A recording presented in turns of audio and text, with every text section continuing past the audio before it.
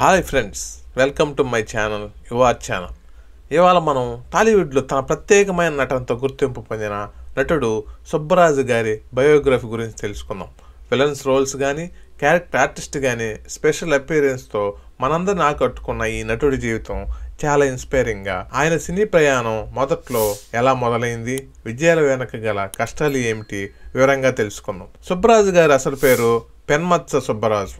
ఆయన 27 ఫిబ్రవరి 1977లో ఆంధ్రప్రదేశ్లోని భీమవరంలో జన్మించారు. చిన్ననాటి నుంచి నాటకాలు, డ్రామాల్లో మంచి ఆసక్తిని కనిపించేవారు. చదువులో కూడా మంచి పేరు వచ్చిన సుబ్బరాజు గారు ఇంజనీరింగ్ పూర్తి చేశారు. కానీ సినీ రంగంలో ఎంటర్ అవ్వాలని అనుకుని హైదరాబాద్కు వచ్చారు. సుబ్బరాజు గారి టాలీవుడ్ ప్రయాణం ప్రారంభమైంది. ఆయనకు తొలుత చిన్న రోల్స్ లభించాయి. కానీ ఏ పాత్ర ఇచ్చినా 100% న్యాయం చేయగల ఆయన 2003లో ఖడ్గం సినిమాతో సినీ రంగంలోకి అడుగుపెట్టి, తర్వాత పూరి జగన్నాథ్ గారి దృష్టిలో పడ్డ సుబ్బరాజు గారు ఇడియట్ సినిమాతో మంచి పాత్రని దక్కించుకున్నారు.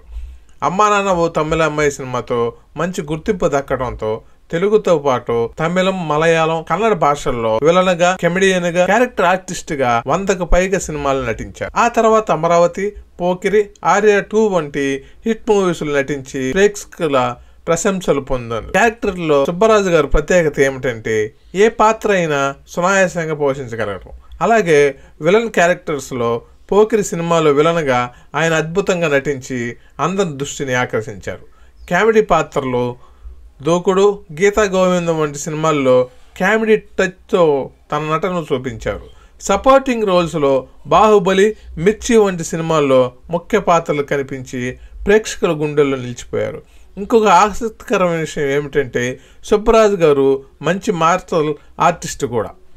ఆయన కేవలం నటుడిగానే కాకుండా ఫిట్నెస్తో కూడా ప్రత్యేకమైన దృష్టి పెట్టారు. యాక్షన్ సీన్స్ లో ఆయన టాలెంట్ని చూసి ఇండస్ట్రీలో అందరూ ప్రశంసించారు. సుబ్బరాజు గారు కేవలం నటుడిగానే మాత్రమే కాకుండా వ్యక్తిగత జీవితంలో చాలా డిసిప్లిన్గా ఉన్న వ్యక్తిగా పేరు తెచ్చుకున్నారు.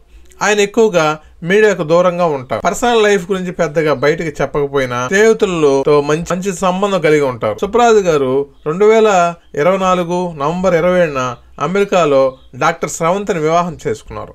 సుబ్బరాజు గారి కెరీర్లో అనేక గుర్తింపులు వచ్చాయి. పోకిరి, బాహుబలి వంటి సినిమాల్లో ఆయన నటనకు ప్రశంసలు దక్కాయి.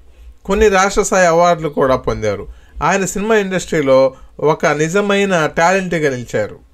అందమైన సినిమా కెరీర్ వెనుక ఎంతో కష్టాలు ఉన్న సుబ్బరాజు గారికి ప్రారంభంలో పెద్ద అవకాశాలు రాలేదు.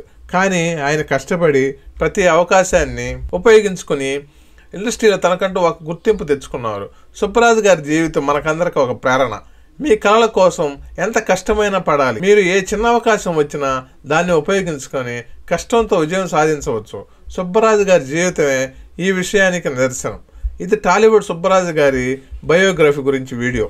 మీకు ఆయన పాత్రలో ఏది బాగా నచ్చింది కామెంట్ చేయండి. మా ఛానల్ సబ్స్క్రైబ్ చేయండి మర్చిపోకండి. మరిన్ని ఆసక్తికరమైన కథలతో త్వరలో కలుస్తాం. Thank you. బాయ్.